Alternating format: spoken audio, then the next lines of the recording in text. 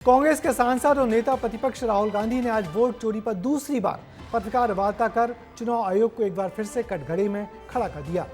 राहुल ने आधे घंटे के प्रेजेंटेशन में चुनाव आयोग पर वोट चोरी के गंभीर आरोप लगाए और सबूत दिखाने का दावा भी किया। उन्होंने आरोप लगाया कि वो आयोग कांग्रेस के वोटरों को वोट लिस्ट से कटवा रहा है। राहुल कर्नाटक के ऐसे वोटरों को भी मंच पर लाए जिनके नाम सॉफ्टवेयर की मदद से मतदाता सूची से हटाए गए। राहुल ने कहा कि वोटर लिस्ट से वोटर के नाम हटाने वाले लोगों की मुख्य चुनाव आयुक्त रक्षा कर रहे हैं। राहुल ने दावा किया कि महाराष्ट्र, हरियाणा और यूपी में सब जगह यही हो रहा है। उधर चुनाव आयोग ने राहुल के आरोपों को गलत और निराधार बताया। देखिए रिपोर्ट।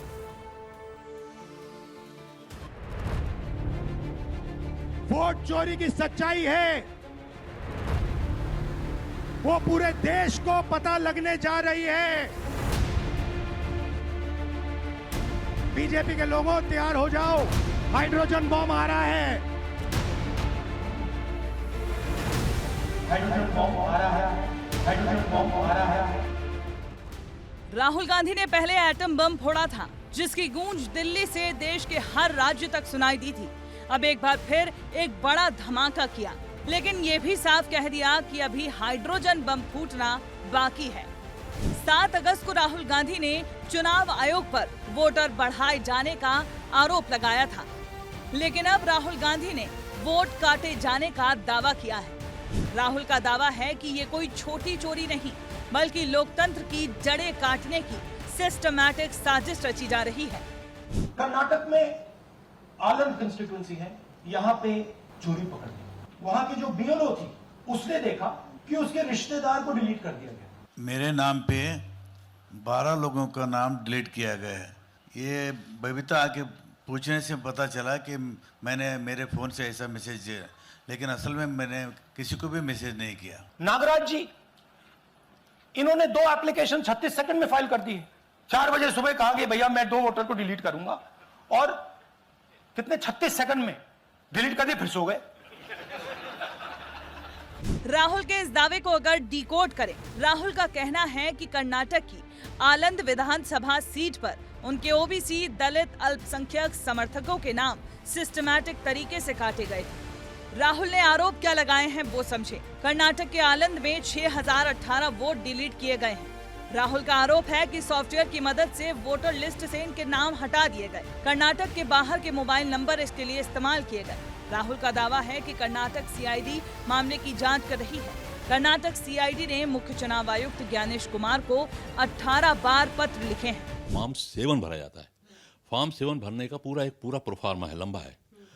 राहुल गांधी ने एक आरोप यह भी लगाया कि एक पर्टिकुलर आदमी ने 36 सेकंड में 2 फॉर्म भरे, 36 सेकंड में, सवेरे 4 बजे, और दोनों फॉर्म उसने भरे और वो डिलीट हो गए 2 नंबर। तो 36 सेकंड में तो फॉर्म भरा नहीं जा सकता। तो चुनाव आयोग को ये नहीं कहना चाहिए कि सब फेक है। उनकी प्रेस कॉन्फ्रेंस हुई नहीं और आपने एक ट्वीट कर दिया।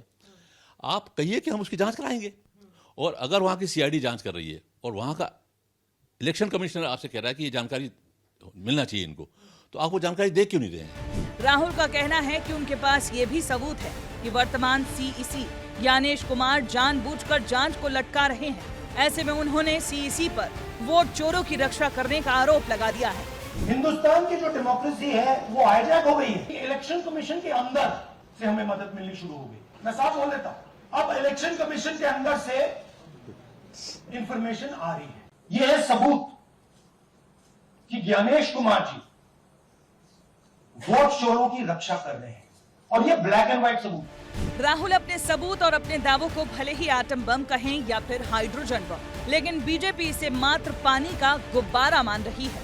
हर बार झूठा नैरेटिव फैलाते। बिहार की जनता आपको पूछ रही है, घुसपैठियों को वोट का अधिकार होना चाहिए क्या?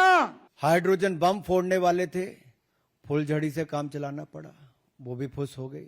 राहुल जी के बयानों ने बार बार बताया है कि वो घुसपैठियों के साथ है। बीजेपी राहुल की प्रेस कॉन्फ्रेंस को भी फुस बता रही है, लेकिन राहुल के इन्हीं दावों के साथ पूरी कांग्रेस पार्टी दिल्ली से बिहार, बिहार से पूरे देश के कोने कोने तक रैली निकाल रही है।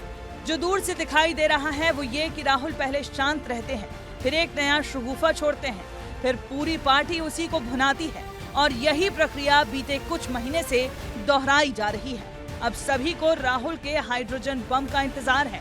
बीजेपी के लोगों तैयार हो जाओ, हाइड्रोजन बम आ रहा है। ब्यूरो रिपोर्ट, विस्तार न्यूज। राहुल गांधी से पूछा गया कि क्या वो इस मुद्दे को लेकर सुप्रीम कोर्ट भी जाएंगे, तो राहुल ने सीधा जवाब दिया कि ये उनका काम नहीं है, ये काम तो चुनाव आयोग का है। वो तो पॉलिटिकल कार्यकर्ता हैं, इसलिए ऐसे मामले सामने लाते रहेंगे।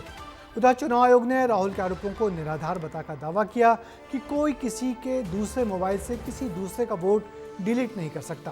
और यदि ऐसा है तो फिर तो राहुल गांधी बड़ा झूठ बोल रहे हैं और उनके खिलाफ आयोग को केस करना चाहिए, क्योंकि इससे चुनाव आयोग की निष्पक्षता पर भी पूरे देश भर में अब सवाल उठ रहे हैं।